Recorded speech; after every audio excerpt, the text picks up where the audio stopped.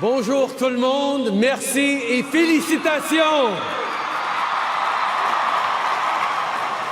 I am very happy to be here with you today, deeply honored.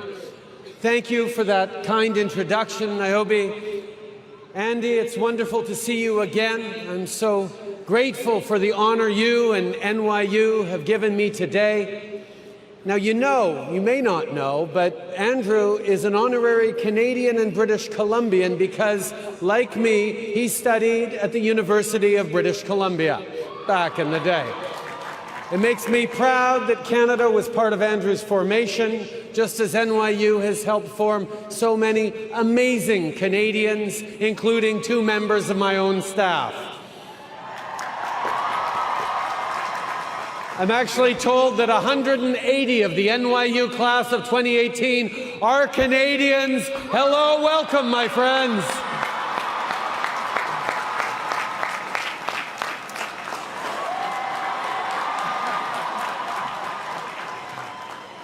I have to say, to be here now, speaking with all of you, in Yankee Stadium, one of the greatest places in one of the greatest cities on earth, is more than a little humbling. My friends, you are now NYU graduates, the best and the brightest.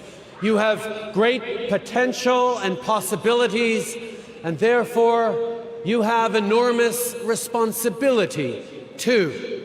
So today, I'd like to talk about the nature of both those things, and I'd like to offer you a challenge, one that I think is essential for your future success as individuals and as the leaders that you are becoming. Among the many things I admire about NYU is that about 1/5 of the students are international.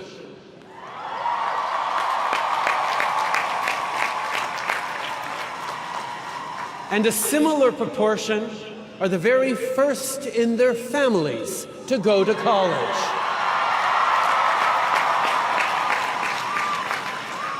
This group is truly diverse in every possible way, and I think that is an extraordinarily valuable and important thing. When I graduated in the early 1990s, I went on a trip around the world with a few good friends who actually remain good friends to this day, which is a sort of a miracle. We trekked and traveled, mostly overland, from Europe to Africa to Asia, and that remains one of the great formative experiences of my life. It was an amazing adventure. Le voyage s'est aussi avéré essentiel à mon éducation au sens plus large du terme, parce que j'ai dû, pour la première fois en tant qu'adulte, rencontrer, échanger et tisser des liens d'amitié avec des gens qui partageaient pas toujours mes opinions, mes expériences, mes idées, mes valeurs ou ma langue. It was also a really important contributor to my continued broader education because it forced me, really for the first time as an adult, to meet, engage, befriend people whose views and experiences, ideas, values, and language were very different from my own. See, when a kid from Montreal meets a Korean fisherman living in Mauritania, befriends a Russian veteran of their Afghan war, or a shopkeeper and his family living in Da Nang, interesting conversations always happen. Now, maybe some of you have talked about doing something like a great trip like that after graduation. But I'd be willing to bet one of the first things you heard was a warning. You can't do that in this day and age. It's not safe. But here's my question. Is it really just the issue of physical safety that makes our loved ones so anxious at the idea of us getting out there? Or is it the threat that if we look past our frames, the frames of our own lives, of our own communities' structured values and belief systems, to truly engage with people who believe fundamentally different things, we could perhaps be transformed into someone new and unfamiliar to those who know and love us. See, there's no question that today's world is more complex than it was in the mid-1990s. There are serious and important problems that we're grappling with and will continue to grapple with. But we are not going to arrive at mutual respect, which is where we solve common problems, if we cocoon ourselves in an ideological, social, or intellectual bubble.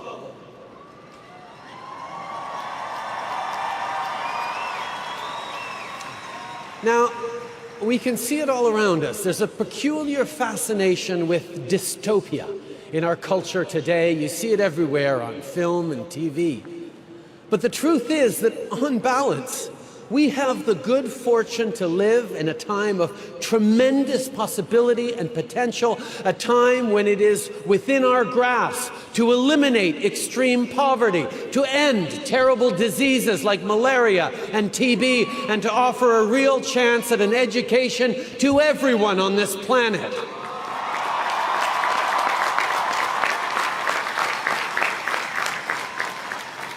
But for us to move forward, to keep moving and moving forward, we have to do it together, all together.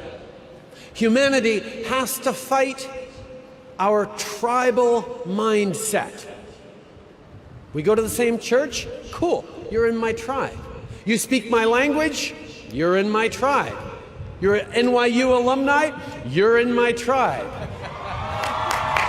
You play Pokemon Go. You're a vegetarian. You like the Yankees. You go to the gun range. You're pro-choice. Tribe, tribe, tribe. See, but of course, it's not the belonging part that is the real problem. It's the corollary. You are part of my tribe, and they are not.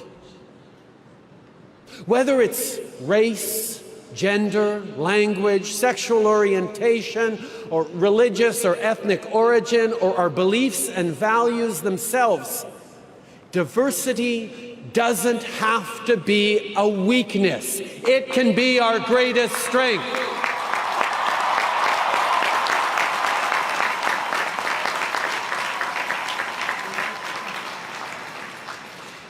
Now, often, people talk about striving for tolerance. Now, don't get me wrong, there are places in this world where a little more tolerance would go a long way. But if we're being honest, right here, right now, I think we can aim a little higher than mere tolerance. Think about it.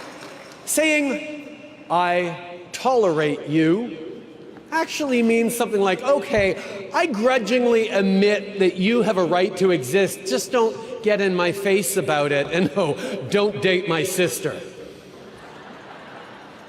There's not a religion in the world that asks you to tolerate thy neighbor. So let's try for something a little more like acceptance, respect, friendship, and yes, even love.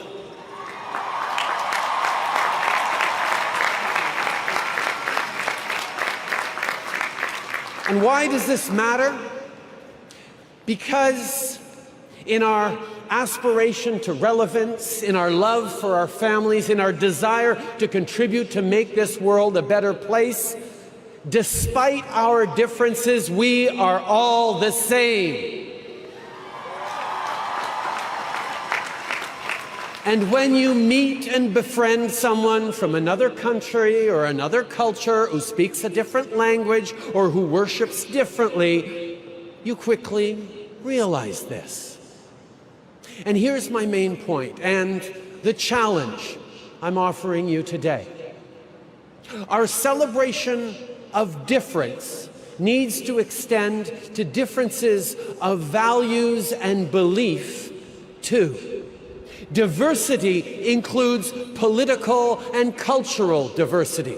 It includes a diversity of perspectives and approaches to solving problems. See, it's far too easy with social media shaping our interactions to engage only with people with whom we already agree, members of our tribe.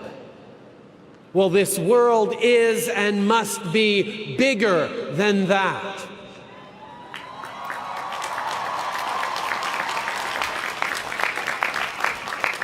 So here's my request.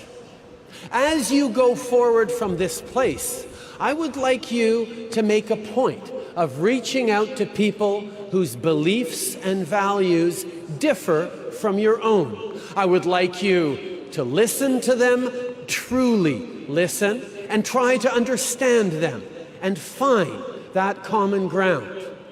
You have a world of opportunity at your fingertips, but as you go forward from here, understand that just around the corner, a whole different order of learning awaits, in which your teachers will come from every station in life, every education level, every belief system, every lifestyle.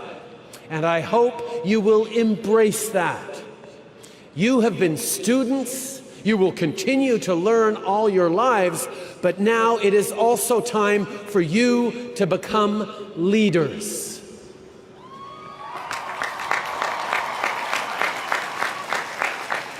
In every generation, leaders emerge because they one day awake to the realization that it's not up to someone else to fix this problem or take up that cause. It's up to them. So now is the time for you to lead. Leaders. Now, I'm sure that's a word that's been tossed around you and at you quite a bit over the past few hours, days, weeks, and years. Leaders of tomorrow. Leaders of today. But what does it mean? What attributes does a 21st century leader need to have? What do people need most from their leaders today and tomorrow? Now, I think you need to be brave, really brave. And I know when you think of courageous leaders, you think of those folks who stood implacably and fearlessly anchored in their sense of rightness, willing to pit their ideas against all comers, against the slings and arrows aimed their way. Well, I don't think that's brave enough. I don't think that's good enough for what our shared future will ask of you. I actually don't think it's ever been good enough. See, let me tell you a bit about Wilfrid Laurier, a promising young lawyer at the end of the 19th century who would go on to become my second favorite prime minister.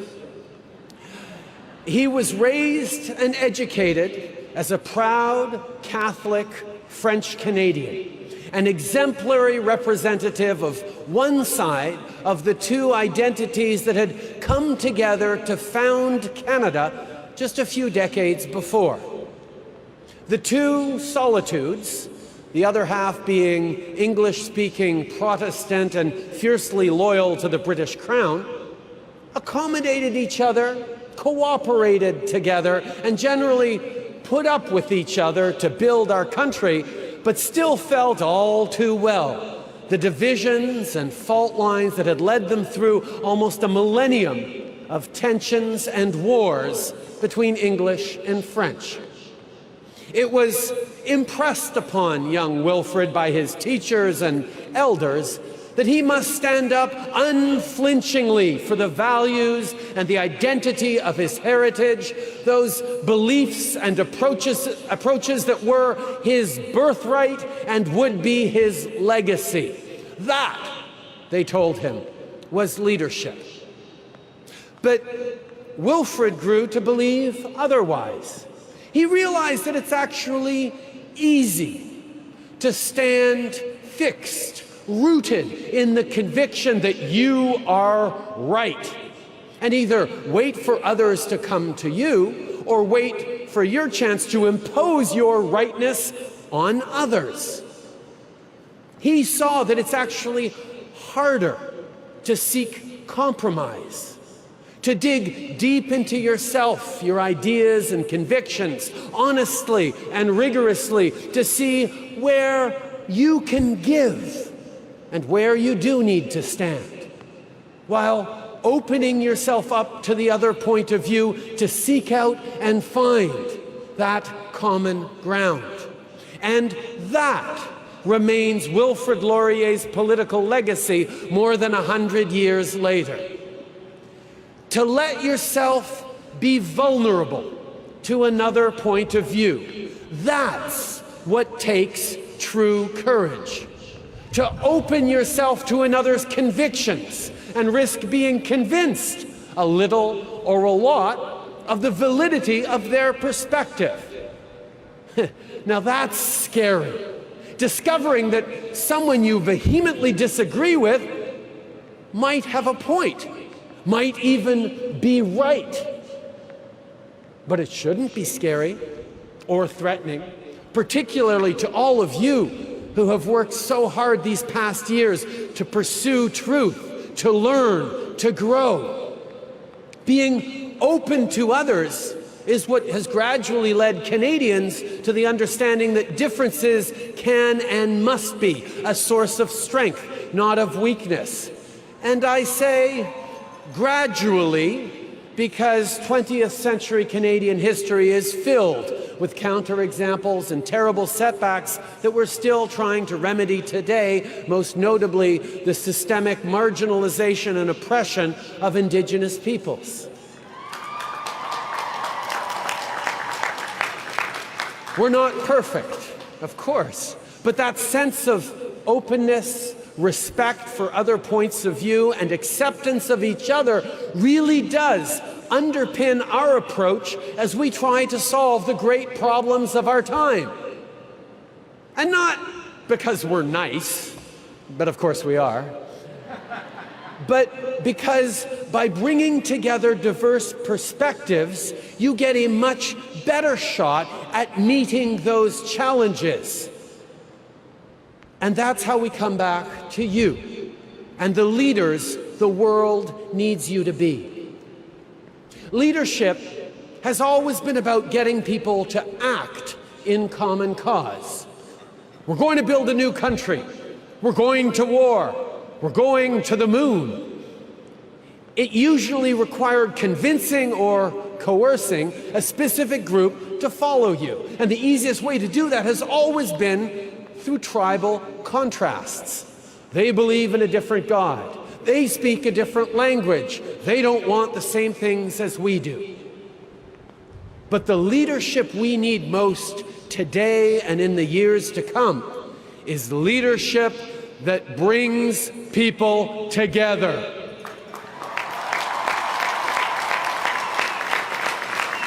That brings diversity to a common cause.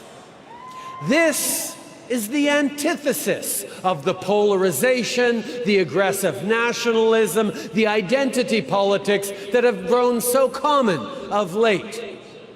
It's harder, of course. It's always been easier to divide than unite. But mostly, it requires true courage. Because if you want to bring people around to your way of thinking, you need to first show them that you are open to theirs. That you are willing to enter into a conversation that might change your mind. Show respect for their point of view, and you have a better chance of actually having them listen to yours. And regardless of what happens, you will have had a genuine exchange that focused on understanding, not on winning a debate or scoring points. And you will both be improved for it. Now let me be very clear. This is not an endorsement of moral relativism or a declaration that all points of view are valid. Female genital mutilation is wrong, no matter how many generations have practiced it. Anthropogenic climate change is real, no matter how much some folks want to deny it. But here's the question. Do you want to win an argument and feel good about how superior you are? Or do you actually want to change behaviors and beliefs? See, it's been pointed out that one of the many differences between Abraham Lincoln and Jefferson Davis was that Davis preferred to win a debate, while Lincoln would rather win the war. And that's the question. Do you want to win an argument, or do you want to change the world?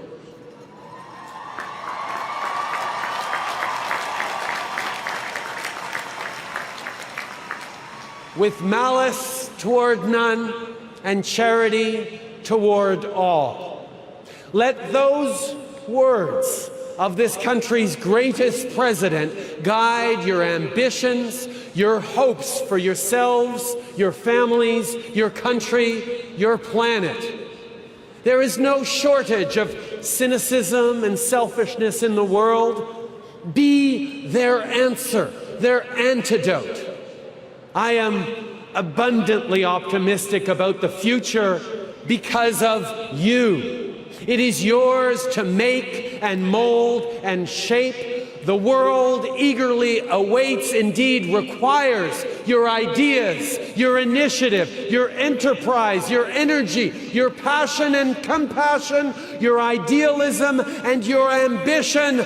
But remember that true courage is the essential ingredient in all your efforts. Congratulations, class of 2018. Now go change the world. Merci.